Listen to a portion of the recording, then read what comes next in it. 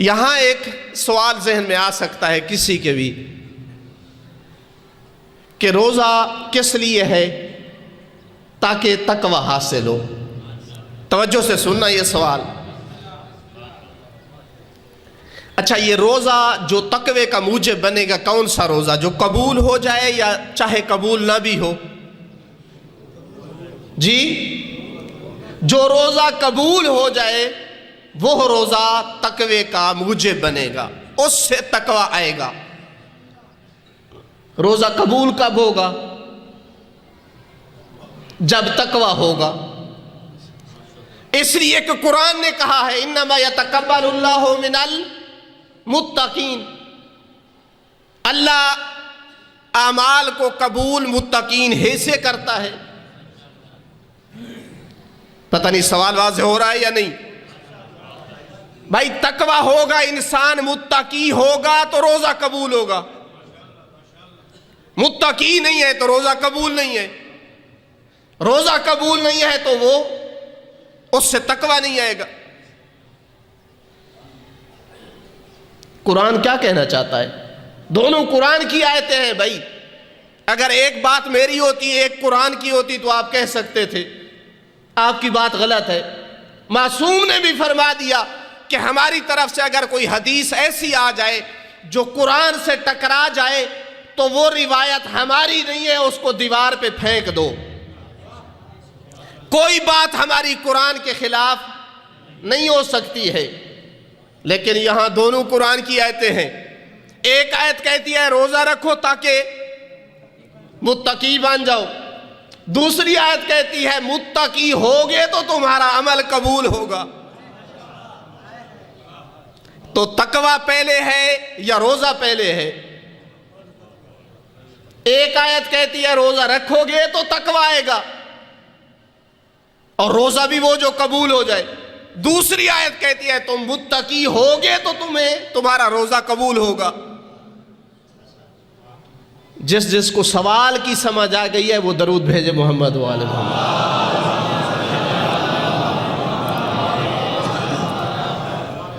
میں چونکہ ابھی تک پڑھنے پڑھانے میں مصروف رہتا ہوں تو مجھے مجلس بھی ویسے درس والی آتی ہے۔ مختصر انداز میں اگر جواب عرض کروں تو کہا جا سکتا ہے قرآن کی ان دونوں آیتوں کو اگر سامنے رکھ کر دیکھا جائے تو قرآن یہ پیغام دینا چاہتا ہے کہ تقوی کی بہت ساری منازل ہیں۔ ایک اگر منزلت تقوی کا ایک مرحلہ تمہارے پاس ہوگا تو تم روزہ رکھ سکتے ہو، ورنہ بہت سارے ہیں جو روزہ نہیں رکھتے ہیں، ان کے پاس تقوی کی وہ سٹیج نہیں ہے کہ جو ان کو روزے کی طرف لے آئے۔ ان کے اندر اتنا خوف خدا بھی نہیں ہے کہ ماہ رمضان کے 30 روزے رکھیں۔ ہاں، ان کے لیے حاکم شرع کی حکومت چاہیے جو 3 دن زہرا کے بیٹے کی جب حکومت ہوگی نا تو 3 دن تک اسے تعزیر لگائیں گے، پھر بھی وہ انسان کا بچہ نہ بنا تو 4تھے دن اس کا سر اس کی گردن جدا کر دیں گے۔ یہ روزہ کوئی عام معمولی عبادت نہیں ہے۔ چھٹے امام نے کیا فرمایا تھا؟ بنی الاسلام علی 5، اسلام 5 ستونوں پر کھڑا ہے۔ اسلام ایک بلڈنگ ہے جو 5 ستونوں پر کھڑی ہے۔ اتفاق سے ہماری یہ بلڈنگ نہیں 6 ستون ہے، 5 ستونوں پہ کھڑی ہے۔ ایک ستون کا نام نماز ہے، دوسرے ستون کا نام جی ہاں امام نے جس ترتیب سے بیان کیا ہے، دوسرے ستون کا نام زکوٰۃ ہے، چونکہ قرآن نے بھی نماز کے ساتھ ساتھ زکوٰۃ کا تذکرہ کیا ہے۔ تیسرے ستون کا نام امام نے فرمایا حج ہے، 4تھے ستون کا نام روزہ ہے۔ بنی الاسلام علی 5 الصلاۃ والزکاۃ والحج والصیام۔ تو معلوم ہوا کہ اگر کوئی آدمی روزہ نہیں رکھتا ہے تو اس کے پاس پورا اسلام نہیں ہے، اس کے پاس وہ بلڈنگ ہے جس کی آدھی چھت گری ہوئی ہے۔ کامل اسلام اس کے پاس ہے جو نماز کا پابند ہے، جو زکوٰۃ کا پابند ہے، جو واجب حج ادا کرتا ہے، جو روزہ پابندی سے رکھتا ہے، مگر ابھی تک بھی مکمل نہیں ہے۔ امام نے فرمایا 5واں ستون ولایتنا اہل البیت، ہم اہل بیت کی ولایت ہے۔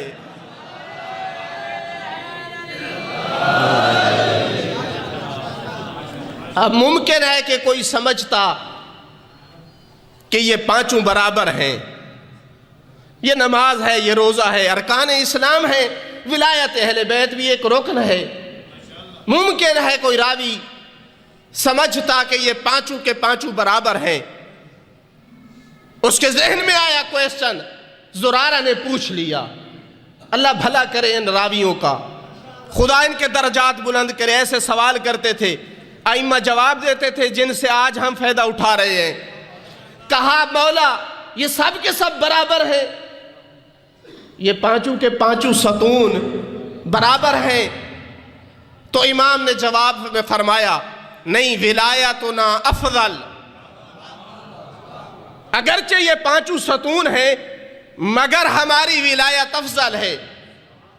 امام نے پھر وجہ بھی بتا دی، فرمایا اس لیے افضل ہے کہ اگر کوئی نماز نہیں پڑھتا، روزہ رکھتا ہے تو اس کا روزہ ہو جاتا ہے، اگر کوئی روزہ نہیں رکھتا، حج پہ چلا جاتا ہے تو اس کی حج ہو جاتی ہے۔ سمجھ آ رہی ہے بات کی؟ اگر کوئی واجب حج ادا نہیں کرتا مگر نماز پڑھ رہا ہے تو اس کی نماز ہو جاتی ہے۔ زرارہ مگر ہماری ولایت وہ رکن دین ہے، اگر ولایت نہیں ہے تو نماز نماز نہیں ہے، حج حج نہیں ہے، روزہ روزہ نہیں ہے۔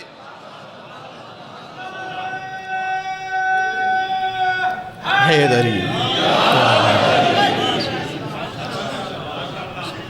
تو قرآن کی ان دونوں آیتوں کو سامنے رکھا جائے تو قرآن یہ بتانا چاہتا ہے تقویٰ کی منازل ہیں، مراتب ہیں۔